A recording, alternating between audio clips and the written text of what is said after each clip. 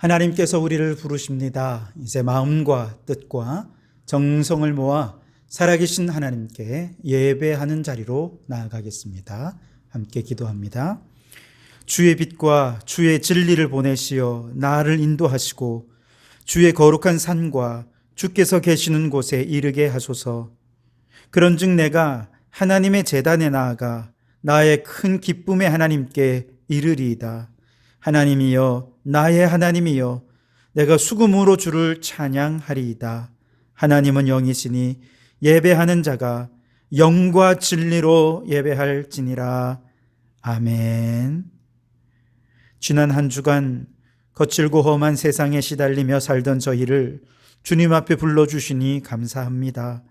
세상의 걱정과 근심, 무거운 짐은 이 시간 주님께 다 내려놓고 오직 믿음으로 예배하게 하옵소서. 줄인 영혼, 사모하는 심령에 신령한 말씀과 충만한 은혜를 내려주시고 온 마음 다해 주님을 찬양하며 경배드리는 우리의 예배를 주님만 홀로 영광받아 주시옵소서. 예수님 이름으로 기원하옵나이다. 아멘.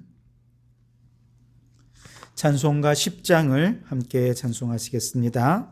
찬송가 10장입니다. 함께 찬송합니다. 전능왕 오셔서 주 이름 찬송케 하옵소서. 영광과 권능의 성부여 오셔서 우리를 다스려 주옵소서. 강생한 성자여 오셔서 기도를 들으소서. 택하신 백성들 복 내려주시고 거룩한 마음을 주옵소서. 위로의 주 성령 오셔서 큰 증거 주옵소서. 전능한 주시여 각 사람 맘에서 떠나지 마시고 계십소서. 성삼위일체께 한없는 찬송을 드립니다. 존귀한 주님을 영광 중 배웁고 영원히 모시게 하옵소서.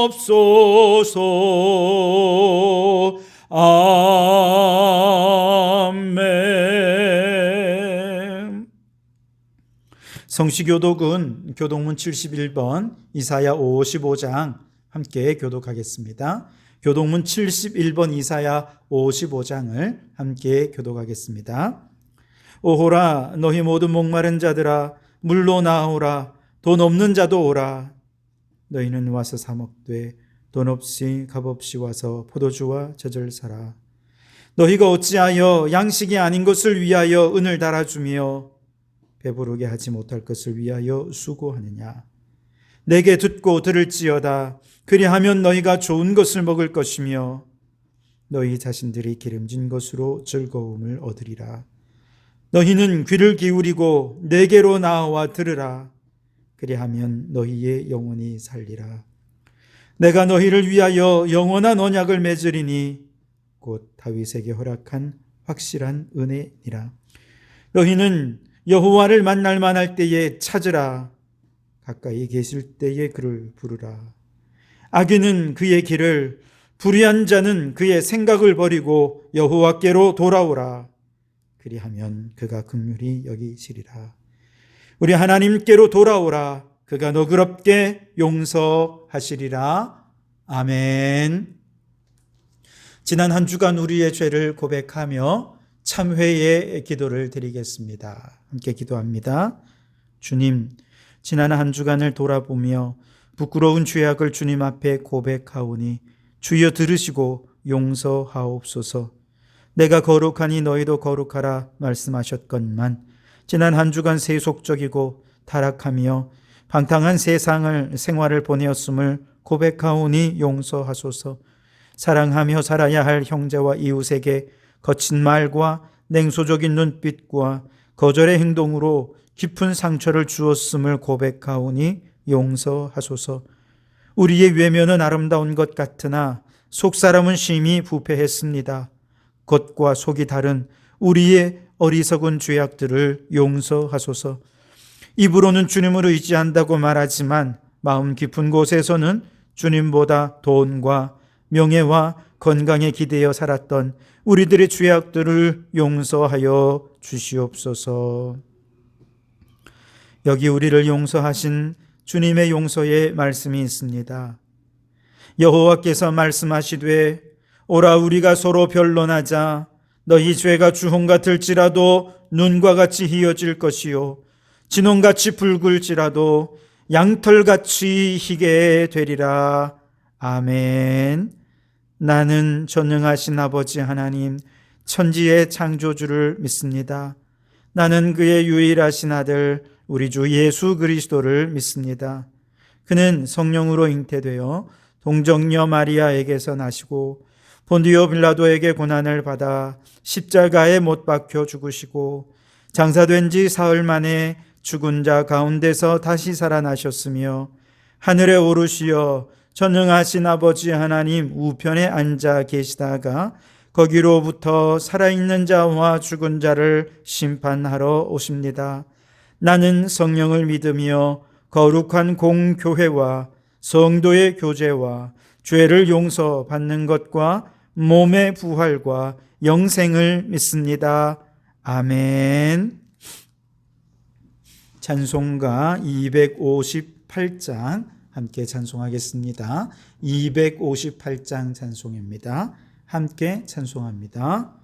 예수가 우리를 부르는 소리 그 음성 부드러워 문 앞에 나와서 사면을 보며 우리를 기다리네. 오라 오라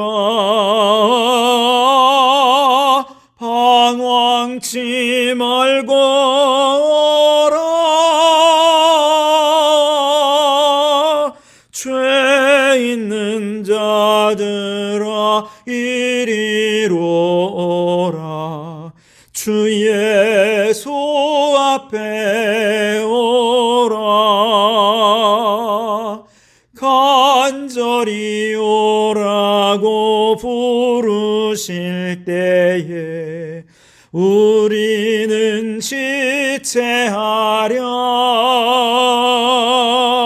주님의 은혜를 왜 아니 받고 못 들은 채 하려나. 오라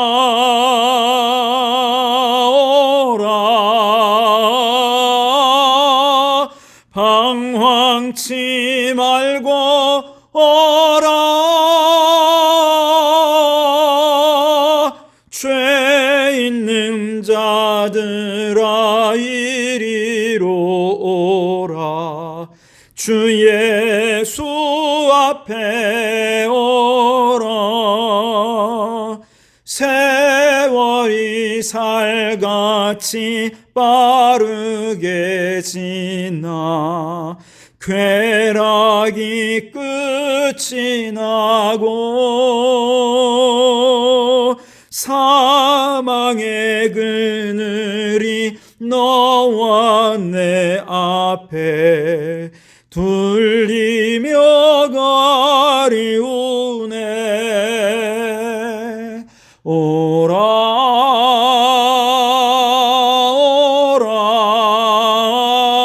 오라 방황치 말고 오라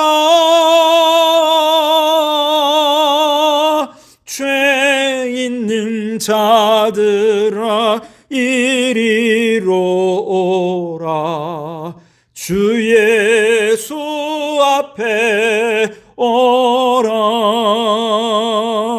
우리를 위하여 예비해 두신 영원한 집이 있어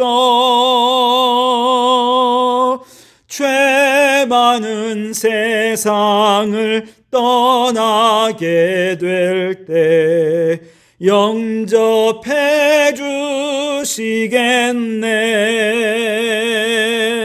오라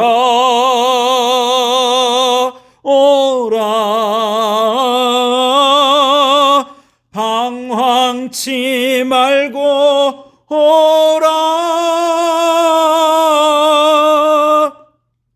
죄 있는 자들아 이리로 오라 주 예수 앞에 오라 아멘. 이 시간 우리 공동기도문으로 함께 동성으로 기도하겠습니다. 우리 한번 주님 부르짖어서 기도하시겠습니다. 주여 대한민국을 위하여 기도합니다. 주님, 코로나 시대에 경제적 위기를 맞은 이들과 인권과 생명을 보장받지 못하는 이웃들을 도와주시고 청년들이 평범한 꿈을 포기하지 않도록 지켜주소서. 대한민국이 하나님을 두려워하며 성경적 가치를 존중함으로 하나님께 복을 받고 세계 모든 민족 위에 뛰어난 민족으로 우뚝 세워지게 하소서.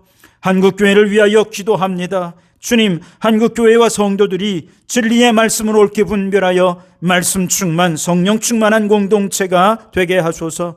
복음의 진리를 증거하며 또한 증거한 대로 복음에 합당한 삶을 살아내어 하나님과 사람들 앞에서 부끄러울 것이 없는 일꾼으로 인정받는 한국교회가 되게 하소서. 성도교회를 위하여 기도합니다. 주님, 우리 모든 성도들에게 예배 회복, 말씀 회복, 기도 회복으로 영적 부흥의 역사가 일어나게 하소서. 하반기에는 모든 기관과 부서가 활성화되어 교회의 활력을 되찾게 하시고 작은 도서관을 통해 지역사회를 섬기는 사명을 감당하게 하소서. 성도들을 위하여 기도합니다. 주님, 결실의 계절입니다. 꿈꾸고 계획하던 일들이 하나둘 열매로 나타나게 하시고 하나님의 인도하심 따라 형통한 축복을 누리게 하소서. 새학기를 맞은 학생들이 부지런함과 성실함으로 실력과 믿음이 향상되게 하시고 코로나 바이러스가 침투하지 않도록 건강을 지켜 주옵소서. 예배를 위하여 기도합니다. 이 시간 예배를 방해하는 악한 마귀를 물리쳐 주시고 새 영을 부어 주셔서 은혜 충만, 성령 충만한 예배 되게 하소서. 주여 말씀하소서. 종이 듣겠나이다 하는 겸손한 마음으로 말씀을 받아서 삶이 변화되고 새로워지는 은혜와 결단의 시간이 되게 하시고 오직 하나님께만 영광이 되는 예배가 되게 하소서. 이제 다 아뢰지 못한 기도를 주님께서 가르쳐 주신 기도로 기도하오니 하늘에 계신 우리 아버지, 아버지의 이름을 거룩하게 하시며 아버지의 나라가 오게 하시며 아버지의 뜻이 하늘에서와 같이 땅에서도 이루어지게 하소서. 오늘 우리에게 일용할 양식을 주시고 우리가 우리에게 잘못한 사람을 용서하여 준 것 같이 우리 죄를 용서하여 주시고 우리를 시험에 빠지지 않게 하시고 악에서 구하소서. 나라와 권능과 영광이 영원히 아버지의 것입니다. 아멘. 오늘 이 시간 우리에게 주시는 하나님의 말씀은 느헤미야 13장 29절에서 31절 말씀입니다. 느헤미야 13장 29절에서 31절입니다. 제가 봉독해 드립니다. 내 하나님이여, 그들이 제사장의 직분을 더럽히고 제사장의 직분과 레위 사람에 대한 언약을 어겼사오니 그들을 기억하옵소서. 내가 이와 같이 그들에게 이방 사람을 떠나게 하여 그들을 깨끗하게 하고 또 제사장과 레위 사람의 반열을 세워 각각 자기의 일을 맡게 하고 또 정한 기한에 나무와 처음 익은 것을 드리게 하였사오니 내 하나님이여 나를 기억하사 복을 주옵소서. 아멘. 오늘은 이 말씀을 바탕으로 마지막 절에 내 하나님이여 복을 주옵소서라고 하는 제목으로 함께 은혜를 나누고자 합니다. 지난 시간에 우리는 선지자에 대해서 배웠죠. 선지자들은 왕들의 곁에서 여로보암의 길로 가지 말고 다윗의 길로 가시오 하는 구원의 길을 안내하는 표지판의 역할을 했다 말씀을 드렸습니다. 안타깝게도 왕들은 이런 선지자들의 표지판을 보면서도 결국 여로보암의 길로 가게 되었고, 안타깝게도 북이스라엘은 BC 722년에 아수르 제국에 의해서 멸망을 하게 되고, 남유다는 BC 586년에 바벨론 제국에 의해서 멸망을 당하게 되었습니다. 북이스라엘에 쳐들어온 아수르의 경우는 아수르의 정복지 정책이 어땠느냐? 아수르 사람들을 그곳에 와서 살게 한 것이죠. 그래서 그들과 함께 결혼을 하고 아이도 낳고 그렇게 혼합하게 되면서 혈통적인 정체성, 민족적인 정체성을 잃어버리게 되죠. 그래서 여기서 나중에 이제 예수님 시대에 이 유대인들과 원수가 된 사마리아 사람들이 바로 북이스라엘 사람들입니다. 원수가 된 것이죠. 두 번째로 남유다의 경우는 바벨론이 정복을 하게 되면서 바벨론으로 포로로 끌고 갑니다. 그래서 아주 유대 안에서 똑똑한 인재들, 다니엘 같은 사람들, 에스겔 같은 사람들, 이런 인재들을 끌고 가서 바벨론식으로 교육을 하면서 바벨론의 정체성을 이식하는 것이죠. 이렇게 끌려간 사람들은 그래도 신앙적인 정체성 잃지 않기 위해서 그들이 한 곳에 모이게 되었는데 그곳을 이제 회당이라고 하죠. 그래서 회당 제도는 바로 여기서부터 시작이 됩니다. 나중에 예수님 시대에도 예수님께서 회당에서 말씀을 전하기도 하시고 병자를 고치기도 하지 않으셨습니까? 오늘날에도 유대인들은 회당을 중심으로 세계 어디를 가든지 그렇게 커뮤니티를 형성하고 있는 것을 보게 됩니다. 그 출발점이 이 포로 시기였다는 것이죠. 자, 이들이 회당에 모여서 가장 많이 한 일이 무엇일지 생각을 해보았습니다. 그들은 아마 모일 때마다 서로 대화하고 토론했는데 어떤 질문을 했을까? 왜 우리나라가 이렇게 망하게 되었을까? 그 원인을 찾지 않았겠습니까? 우리 하나님이 무능해서 우리가 멸망한 것인가? 어떻게 하나님이 살아계시다면 저 우상을 숭배하는 이방 민족들에 의해서 하나님이 주권자가 되시는 우리 이스라엘이 망할 수 있는가? 정말 이해할 수 없다. 우리 하나님은 과연 살아계신가? 아마 끊임없이 질문하고 토론하고 때로는 울면서 때로는 억울해하면서 안타까워하면서 또 때로는 절망에 빠지면서 많은 토론을 했을 것입니다. 그 가운데 그들은 몇 가지 결론을 내립니다. 첫 번째는 이스라엘의 멸망은 하나님이 안 계시거나 무능하셔서 온 것이 아니라 이스라엘 백성들이 그렇게 선지자들을 통해 외치는 하나님의 음성을 듣지 않고 죄를 범하고 우상을 숭배한 결과 결국 망하게 된 것이다. 즉 이스라엘의 멸망은 그들의 죄 때문이다 라고 하는 것을 깨닫게 됩니다. 두 번째로 하나님께서 이렇게 이스라엘을 멸망시킨 것은 이스라엘 백성들이 너무 완고하고 변화되지 않기 때문에 어쩔 수 없이 그들을 회개하도록 하기 위한 특단의 조치였다는 것이죠. 회개가 목적이라는 것입니다. 그렇다면 다시 회복시키시는 희망이 있는 것 아니겠습니까? 그래서 이들이 깨달은 것은 하나님께서는 반드시 다시 회복시킬 것이다 라고 하는 것을 깨달았던 것이죠. 그리고 세 번째로 하나님께서 이스라엘을 멸망시키는 과정에서 저 우상을 숭배하는 이방 나라들까지도 들어서 사용하셨단 말이죠. 그것은 곧 우리 하나님은 이스라엘만의 하나님이 아니라 온 세상 모든 나라들을 다스리시고 주관하시는 신들 위의 신이요 나라 위의 나라고 왕들 중에 왕이신 분이 우리 하나님이시다 라고 하는 하나님의 놀랍고 위대하심을 다시 한 번 더 깨닫는 계기가 되었다는 것이죠. 여러분, 이 세 가지 깨달음, 이스라엘의 큰 멸망의 위기 가운데서 깨달은 이 세 가지 깨달음이 저는 오늘 우리 가운데도 있기를 원합니다. 많은 사람들이 왜 이렇게 코로나의 팬데믹이 우리에게 닥친 것일까? 과학적으로 설명하기도 하고 여러 가지 정치적으로 외교적으로 얘기를 합니다만 우리는 신앙적으로 볼 때 몇 가지 교훈들이 있다는 거예요. 첫째로 이 코로나 질병은 우리 인간의 탐욕 때문에 찾아온 질병이다라고 하는 것이죠. 결국 우리의 죄 때문에 이 질병이 찾아왔다는 것입니다. 두 번째, 이 질병은 인간의 탐욕을 회개하도록 하기 위한 하나님의 특단의 조치였다는 것입니다. 그렇다면 회개가 목적이라면 반드시 이 코로나 극복하게 하실 것입니다. 물론 극복한 이후의 삶은 이전과는 전혀 다른 모습이겠습니다만 하나님께서는 반드시 코로나를 극복하고 다시금 회복하는 역사를 허락해 주시리라 하는 희망이 바로 그곳에 있다는 것이죠. 그리고 세 번째로 하나님께서 인간을 회개하도록 하기 위해 무엇을 사용하십니까? 눈에 보이지도 않는 바이러스를 사용하십니다. 그것은 무엇을 의미합니까? 우리 하나님은 인간만의 하나님이 아니라 이 세상에 눈에 보이지 않는 바이러스들까지도 주관하시는 온 우주 만물의 주관자가 되신다라고 하는 사실이지요. 그래서 이스라엘 백성들이 70년 포로 생활을 하면서 이런 하나님 신앙을 바로 깨닫고 회개하여 변화되었던 것처럼 오늘 우리도 이 코로나 팬데믹 위기 가운데 인간의 죄를 깨닫고 우리를 사랑하시면서 회개하기 원하시는 하나님의 뜻을 깨달아 회개하고 하나님의 위대하심을 깨달아서 하나님이 기뻐하시는 하나님 주권의 신앙을 회복하는 그런 계기가 될 수 있게 되기를 바랍니다.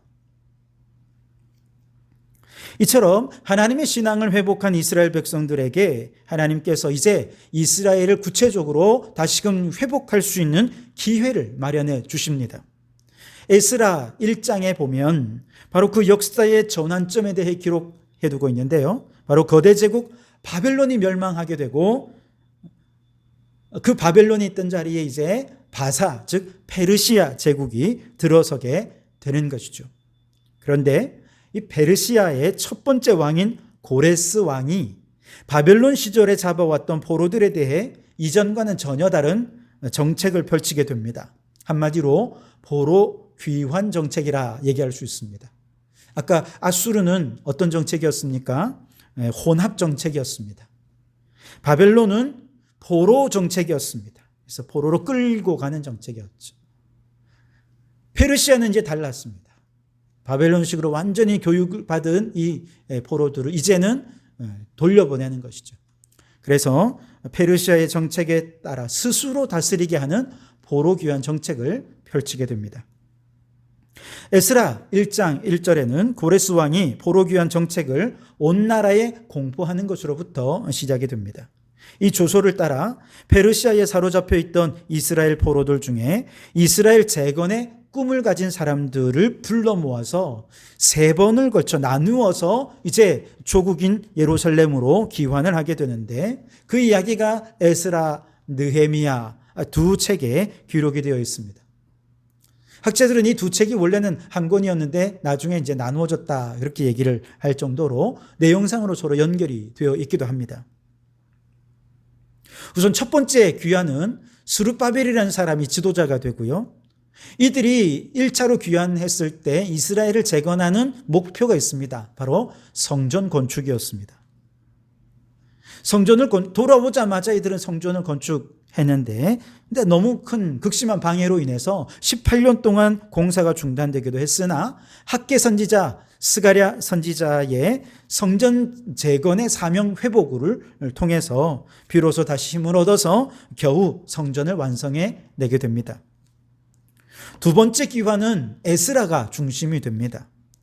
2차 귀환의 사명은 이스라엘의 영적 회복에 있습니다. 왜냐하면 1차로 귀환한 사람들이 성전은 지었지만 다시금 금방 영적인 무기력함에 빠졌다는 얘기를 들었거든요. 그래서 율법학자요 제사장인 에스라가 귀환해서 이스라엘을 영적으로 재건해야 되겠다 생각을 합니다. 그래서 에스라 7장 8절에서 10절까지 말씀을 제가 읽어드리겠습니다. 이 에스라가 올라왔으니 왕의 제7년 5째 달이라 첫째 달 초하루에 바벨론에서 길을 떠났고 하나님의 선한 도우심을 입어 5째 달 초하루에 예루살렘에 이르니라. 에스라가 여호와의 율법을 연구하여 준행하며 율례와 규례를 이스라엘에게 가르치기로 결심하였더라. 아멘. 에스라가 5달에 걸쳐서 페르시아에서 이스라엘로 오게 되죠. 그리고 제일 먼저 한 일이 말씀을 가르치는 것이었습니다. 그리고 말씀을 가르치며 말씀을 중심으로 그들의 죄가 발견되었을 때 두 번째로 그들은 회개운동이 일어나게 됩니다. 그리고 에스라는 제사장과 레위인들의 신분과 지위를 회복시켜 주면서 제사의식을 회복하게 되고 예배 회복운동이 일어나게 됩니다. 그리고 실제 생활 속에서 이스라엘에 귀환한 사람들이 1차로 귀환한 사람들이 이방 사람들과 결혼을 하고 통혼하는 사실을 발견하게 되고 이방인 아내를 내쫓아서 거룩한 혈통을 유지하도록 하는 일들을 감행하게 됩니다. 그런데 에스라 10장 44절 에스라서 마지막 절에 보면 이 에스라의 영적 재건 운동은 만약에 성공했다면 온 나라에 기쁨이 넘치고 또 은혜가 넘치고 막 축제가 벌어지는 것으로 끝나는 것이 맞을 것 같은데 뭔가 이야기가 애매하게 끝납니다. 마지막 절에 이상은 모두 이방 여인을 아내로 맞이한 자라 그 중에는 자녀를 낳은 여인도 있었더라. 무슨 말입니까? 에스라가 이방인 아내 쫓아내라고 얘기했는데 명령만 있고 순종한 사람들이 보이지 않습니다. 즉 에스라의 영적 회복운동, 영적 재건운동은 미완에 그치고 말았다는 것이죠. 여러분 이 점을 주목해 보시기 바랍니다. 자, 이제 마지막 세 번째 3차 귀환은 느헤미야가 중심이 되어서 사람들을 이끌고 귀환을 하게 되는데요. 이들이 이스라엘 재건의 목표로 삼은 것은 성벽 재건이었습니다.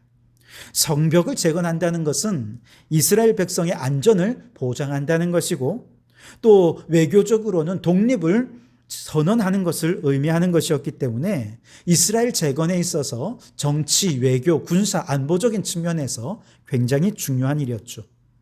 성벽을 재건하는 과정에서 역시 성전을 세울 때처럼 성벽 재건 과정에서도 굉장한 방해가 있었습니다만 탁월한 리더십을 가진 느헤미야가 한 손에는 삽을 들고 한 손에는 무기를 들고 그렇게 해서 적들과 대적하면서 공사도 진행하고 그래서 52일 만에 성벽 재건 공사를 완공하게 됩니다.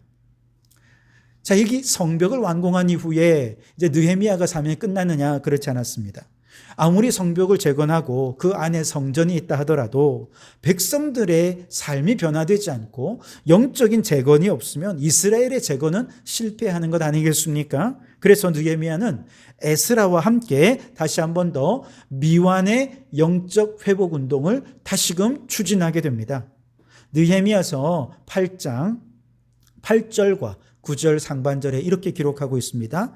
하나님의 율법책을 낭독하고 그 뜻을 해석하여 백성에게 그 낭독하는 것을 다 깨닫게 하니 백성이 율법의 말씀을 듣고 다 우는지라. 자, 영적 회복을 위해서 온 백성들을 불러 모아놓고 그 백성들에게 말씀을 선포하고 말씀을 들려주고 말씀을 해석하고 말씀이 깨달아지도록 하는 말씀 회복 운동을 벌였습니다. 또 온 백성들이 이 말씀을 들을 때 울었다 그랬습니다. 왜? 죄가 깨달아지니까 눈물로 그들의 죄를 회개하는 회개 운동이 일어나게 되었습니다. 그리고 레위인들과 제사장들의 지위와 신분을 보장하고 회복하게 되면서 예배 회복 운동이 일어나게 된 것이죠. 그리고 또한 이방인과 통혼한 사람들은 아내를 돌려보내기로 그렇게 결의를 합니다. 에스라 때 영적 재건 운동을 했던 것을 다시 한 번 더 강력하게 추진한 것이죠. 그렇게 느헤미야는 총독으로서 페르시아가 이 유대 땅을 다스리도록 하는 총독으로서 12년 동안의 이 사역을 성공적으로 마치고 페르시아로 다시 돌아가게 됩니다. 그리고 그가 다시 두 번째 총독의 임기를 수행하기 위해서 주전 433년에 다시 예루살렘으로 돌아오게 되는데요. 돌아와 봤더니 어떻게 되었을까요? 이 백성들이 정말 그렇게 영적 회복이 되어서 큰 기쁨으로 변화된 삶을 살았느냐? 아니요. 웬걸 다시 이 백성들은 또 옛날같이 세상으로 돌아갔습니다. 안식일 어기고 성전 더럽히고 레위인들 돌보지 않고 이방인과 통혼하고 그러면서 나라가 아주 엉망이 되어버렸습니다. 느헤미야는 또다시 개혁을 단행합니다. 그러나 안타깝게도 느헤미야의 마지막 장은 에스라서의 마지막 장처럼 이스라엘 공동체의 초라한 모습과 그들의 거듭되는 실패를 보여주며 끝이 납니다. 오늘 우리가 읽은 마지막 부분이 바로 그 내용인데요. 29절에 보면 내 하나님이여 그들이 제사장의 직분을 더럽히고 제사장의 직분과 레위 사람에 대한 언약을 어겼사오니 그들을 기억하옵소서. 그들의 언약을 어겼고 더럽혔습니다. 이렇게 변화를 거부하는 이 백성들을 향해 그는 다시 재개혁을 단행하며 이제 마지막으로 느헤미야가 하나님께 복을 달라고 기도하는 것이 오늘 본문입니다. 다시 한 번 더 읽겠습니다. 30절, 31절. 내가 이와 같이 그들에게 이방 사람을 떠나게 하여 그들을 깨끗하게 하고 또 제사장과 레위 사람의 반열을 세워 각각 자기 일을 맡게 하고 또 정한 기한에 나무와 처음 익은 것을 드리게 하였사오니 내 하나님이여 나를 기억하사 복을 주옵소서. 느헤미야의 영적 재건 운동이 완성을 보지 못했어요. 다시 개혁을 하긴 하지만 개혁이 온전히 이루어지지 못했습니다. 그래서 안타까운 마음으로 이 느헤미야의 마지막은 기원으로 끝나고 맙니다. 내 하나님이여 나를 기억하사 복을 주옵소서. 아무리 개혁하고 또 개혁해도 너무 쉽게 다시 옛삶으로 돌아가는 이 백성들을 앞에 놓고 느헤미야가 하나님께 도와달라는 거예요. 제발 주님 이 백성 복을 주십시오. 여러분이 복을 달라는 기도에는 세 가지 의미가 있어요. 첫째, 하나님께 복을 받은 이스라엘 백성의 재건은 결국 사람이 변화되어야 되는 문제라는 거예요. 아무리 성전을 건축하고 성벽을 세운다 하더라도 사람들이 변화되지 않으니까 그 나라 무기력하게 된 것이죠. 이스라엘의 재건은 불가능합니다. 그러니 하늘의 복을 받지 못하게 되는 것이죠. 그래서 첫 번째 깨달음, 복을 주옵소서 이 말의 의미는 사람이 변화되어야 복을 받습니다. 사람들을 변화시켜 주십시오입니다. 두 번째, 그렇다면 사람은 어떻게 변화되느냐? 인간의 의지로는 아무리 회개하고 개혁하고 노력한다 하더라도 변화될 수가 없다는 거예요. 아무리 말씀을 들려주고 눈물로 회개하고 개혁적인 조치를 단행한다 해도 그때 잠시 변화되고 또 새로워질 수는 있겠습니다만 막 다짐하고 노력하고 그렇게 잠깐 변화될 수는 있겠습니다만 그러나 금방 제자리로 돌아가는 것이 인간의 의지, 인간의 결단이라는 것이죠. 영적 개혁과 변화에 인간은 전적으로 무능하다는 것을 말합니다. 그래서 주여 복을 주옵소서 이 말은 주님 인간 스스로는 결코 변화될 수 없습니다 라고 하는 깨달음이고 고백이지요. 세 번째, 그러면 어떻게 우리가 복을 받을 수 있습니까? 오직 하나님만이 우리를 복받을 인간으로 변화시켜 주실 수 있다는 것이죠. 하나님을 전적으로 의지하는 믿음으로 기도하는 거예요. 그래서 오직 하나님만이 희망입니다. 그러니 하나님께서 우리에게 하나님의 주권으로 복을 내려 주십시오. 우리를 변화시켜 주시고 복을 내려 주십시오. 이런 뜻입니다. 그래서 인간에게 희망이 없을 때 하나님께서 이 느헤미야의 기도를 어떻게 응답해 주셨습니까? 바로 절망적인 이 세상 가운데 하나님의 아들 예수 그리스도를 이 땅에 보내어 주시고 그 아들을 우리의 모든 죄를 대신하여 십자가에 죽으시고 우리를 구속해 주심으로 응답해 주셨습니다. 누구든지 예수가 그리스도다라고 하는 사실을 믿기만 하면 예수님을 영으로 우리 안에 영접하게 되고 우리 안에 성령으로 임재하신 주님께서 우리의 타락한 영적 본성, 저주받은 영적 본성을 복받을 영적 본성으로 변화시켜 주신다는 것이죠. 죄악된 모든 본성을 십자가에서 가져가 주시고 의로운 본성으로 변화시켜 주시는 유일한 분이 예수 그리스도라는 것이죠. 이것이 하나님께서 예수 그리스도를 통해 우리에게 행하신 일이라는 것이죠. 고린도후서 5장 17절 그런 중 누구든지 그리스도 안에 있으면 새로운 피조물이라 이전 것은 지나갔으니 보라 새 것이 되었도다. 하나님께서 예수 그리스도를 통해서 우리를 어떻게 변화시켜 주십니까? 새로운 피조물로 재창조시켜 주셨습니다. 요한복음 3장 3절에 예수께서 대답하여 이르시되 진실로 진실로 내게 이르노니 사람이 거듭나지 아니하면 하나님의 나라를 볼 수 없느니라. 사람이 다시 한 번 더 어머니의 뱃속에 들어갔다가 타는 것이 아니라 영적으로 다시금 거듭나야 한다는, 다시 태어나는 변화가 예수 그리스도를 믿는 믿음 안에 일어난다는 것이죠. 갈라디아서 2장 20절에 내가 그리스도와 함께 십자가에 못 박혔나니 그런즉 이제는 내가 사는 것이 아니요 오직 내 안에 그리스도께서 사시는 것이라. 이제 내가 육체 가운데 사는 것은 나를 사랑하사 나를 위하여 자기 자신을 버리신 하나님의 아들을 믿는 믿음 안에 사는 것이라. 우리가 예수님을 믿는다는 것은 무엇입니까? 죽었다가 살아난다는 것이지요. 부활의 변화가 나타나는 것이 믿음입니다. 그렇습니다, 여러분. 사람은 안 변해요.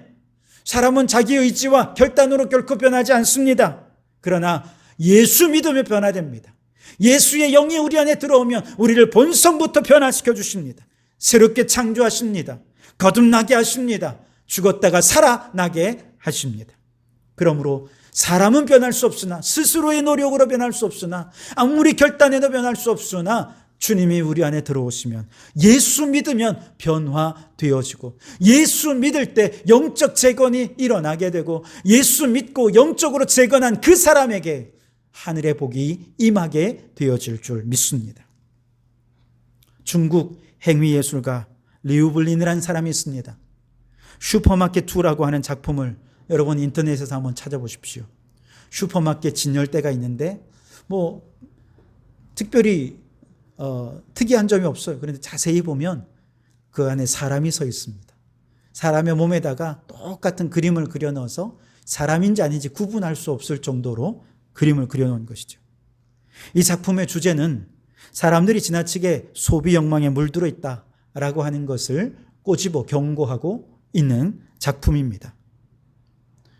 우리 인간을 가리켜서 소비 인간이라 말하고, 이렇게 소비가 극대화된 이 사회를 소비 사회라 그렇게 얘기하지 않습니까? 이처럼 소비 욕망에 물든 인간은 결국 지나친 소비로 인해서 환경을 파괴시키고 생태계를 파괴시키고 오늘날 기후변화 위기로 인해 인류의 파멸을 향해 나아가고 있지 않습니까? 리우블리는 이런 것까지 다 경고의 메시지로 전해주고 있는 것이죠. 그런데 여러분, 성경은 말합니다. 욕심이 잉태하여 죄를 낳고 죄가 장성하여 사망에 이르느니라. 인간의 본성이 죄악에 물들어 있고 탐욕에 물들어 있으니 결국 이 세상이 이렇게 소비사회가 되고 그 욕망 때문에 죄로 인해서 이 지구가 병들어가고 망해가고 있다는 것이죠. 그런데 에베소서 5장 18절에 보면 술 취하지 말라 이는 방탕한 것이니 오직 성령으로 충만함을 받으라고 말씀하십니다. 술 취한다는 건 무슨 말입니까? 그 술이 인간을 이성과 의지와 감성을 완전히 지배해버린다 하는 뜻 아니겠습니까? 우리의 본성이 지금 술이라고 대표되는 욕심에 취해 있다는 거예요. 죄에 취해 있다는 거예요. 죄가 우리를 다스리고 지배하고 있다는 것입니다. 그러나 이렇게 우리의 본성적으로 죄의 지배를 받고 있는 우리들 변화시키실 분이 누구이십니까? 바로 성령님이십니다. 예수의 영, 곧 성령님이 우리 안에 들어오시면 성령 충만함을 받을 때, 그분이 우리를 다스리시고 그분이 우리를 지배하실 때 비로소 우리의 본성이 변화된다는 것이죠. 그래서 성령으로 충만함을 받으라 말씀하십니다. 성령에 취하라, 성령께서 우리를 다스리게 하라 라고 말씀하신 것이죠. 에스겔 36장 26절에서 27절 말씀에도 또 새 영을 너희 속에 두고 새 마음을 너희에게 주되 너희 육신에서 굳은 마음을 제거하고 부드러운 마음을 줄 것이며 또 내 영을 너희 속에 두어 너희로 내 율례를 행하게 하리니 너희가 내 규례를 지켜 행할지니라. 아멘. 사람은 어떻게 변화됩니까? 율례를 행하고 규례를 지켜 행함으로써 변화됩니까? 아닙니다. 새 영, 곧 성령께서 우리 마음에 오셔서 우리를 다스리시고 지배하실 때 사람은 변하는 것입니다. 우리가 그분께 가는 것이 아니라 인간의 노력과 결단으로 그분께 가까이 가는 것이 아니라 그분이 영으로 우리에게 오시는 것이죠. 여러분, 지금도 성령님께서 우리를 변화시키시기 위해서, 우리에게 복을 주시기 위해서 우리의 마음 문 밖에 서 계십니다. 누구든지 예수님을 믿는 마음으로 우리의 마음의 문을 활짝 열고 성령님을 환영하고 초청하면 놀라운 변화가 일어나게 됩니다. 요한계시록 3장 20절에 볼지어다 내가 문 밖에 서서 두드리노니 누구든지 내 음성을 듣고 문을 열면 내가 그에게로 들어가 그와 더불어 먹고 그는 나로 더불어 먹으리라. 아멘. 성령님께서 우리의 마음에 들어오셔서 주님과 영적으로 교제하는 사이가 될 때 비로소 우리의 마음은 잔치자리가 되고 천국이 된다는 것이죠. 하나님의 복은 이렇게 임하는 것입니다. 여러분, 우리의 모든 변화의 출발, 모든 복을 받는 변화의 출발은 어디서부터입니까? 예수 그리스도로부터입니다. 예수님을 나의 구주로 믿고 영접하고 성령을 받을 때부터입니다. 여러분, 우리는 영적으로 거듭거듭 실패만 반복하던 이스라엘 백성들과 다름없습니다. 아무리 결심하고 다짐하고 회개하고 노력하고 여러분, 그래도 언제나 제자리인 것이 우리들입니다. 그러나 여러분, 이 시간 성령님께서 우리의 마음에 오셔서 교만하고 완악하고 이기적이고 탐욕으로 굳게 닫혀져 있던 우리의 마음을 두드리고 계십니다. 이제 우리의 마음의 문을 열며 주님을 고백합시다. 주님, 나는 죄인입니다. 내 힘으로는 나 스스로를 변화시킬 힘도 능력도 없습니다. 그러니 주님 나에게 오셔서 나를 다스려 주시옵소서. 그렇게 우리 주님을 영접하고 성령님을 영접할 때 우리는 저주받은 본성에서 의로운 본성, 축복을 받을 수 있는 본성으로 변화되는 줄 믿습니다. 내 하나님이여 복을 주옵소서. 어떻게 복을 받습니까? 내가 변화되어야 복을 받습니다. 예수님을 믿고 성령께서 우리를 다스리시고 주관하시는 삶으로 변화될 때 하나님께 복을 받는 자가 될 줄 믿습니다. 우리 성도들이 그렇게 하나님 중심의 신앙으로 복받는 본성으로 변화되고 새로워지셔서 그 복을 마음껏 누리시고 나아가 믿지 않는 자들에게 그 복을 나누어 주는 성도들이 되시기를 주님의 이름으로 축원합니다. 기도하시겠습니다. 하나님, 내 힘과 노력과 의지로 아무리 복을 받기 위해 변화되려 해도 언제나 제자리였습니다. 이제 나의 연약함과 무능함을 고백하며 주님의 도움을 구합니다. 성령님 오셔서 우리를 복 받을 그릇으로 변화시켜 주시옵소서. 하늘의 복을 내려 주시옵소서. 그 복을 누리게 해 주시옵소서. 그 복을 알지 못하는 자들과 나누게 해 주시옵소서. 예수님 이름으로 기도드립니다. 아멘. 찬송가 544장 찬송하며 준비한 예물을 드리시겠습니다. 함께 찬송합니다. 울어도 못하네 눈물 많이 흘려도 겁을 없게 못하고 죄를 씻지 못하니 울어도 못하 2절입니다. 힘써도 못하네 말과 뜻과 행실이 깨끗하고 착해도 다시 나게 못하니 힘써도 못하 3절입니다. 참아도 못하네 할 수 없는 죄인이 흉한 죄에 빠져서 어찌하니 죽을까 참아도 4절입니다. 믿으면 되겠네 주 예수만 믿어서 그 은혜를 힘입고 오직 주께 나가면 영원 삶을 얻네. 십자가에 달려서 예수 고난 당했네. 나를 구원하시리 예수밖에 없네. 기도하시겠습니다. 오 주님, 사랑하는 주의 백성들이 오직 하나님의 위로와 소망을 바라며 주님의 은총을 구하오니 두 손 들어 강복하여 주옵소서. 먼저는 병든 성도들을 치료하시는 은총이 임하게 하옵소서. 주의 손이 성령으로 말미암아 환우들의 몸을 터치할 때 치유의 능력이 강력하게 임하사 모든 질병이 뿌리에서부터 고침받게 해 주시옵소서. 연약한 육신에 새 힘을 주사 걷고 뛰며 주를 찬미하게 하옵소서. 주님, 우리 성도들이 세상의 소금처럼 꼭 필요한 사람이 되고 빛이 되어 주님의 은혜를 나타내게 하옵소서. 우리의 언어와 인격을 통해 예수님의 성품을 나타내며 무슨 일을 하든 하나님의 뜻하시는 일들을 행함으로 하나님의 영광이 나타나게 하옵소서. 비록 우리가 물질적으로는 가난하게 살아도 믿음에 있어서는 부유한 자로 살게 하시고 나그네와 외국인 같은 삶을 살지만 우리의 본향은 천국임을 믿고 이 세상에 썩을 양식을 구하며 이 땅의 보화를 쌓는 인생이 아니라 썩지 않을 영원한 양식을 구하며 하늘의 보화를 쌓는 인생이 되게 하옵소서.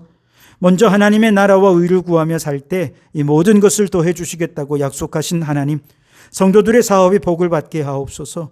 코로나의 장기화로 인해 어려움을 당하는 자영업자들을 불쌍히 여겨 주옵소서.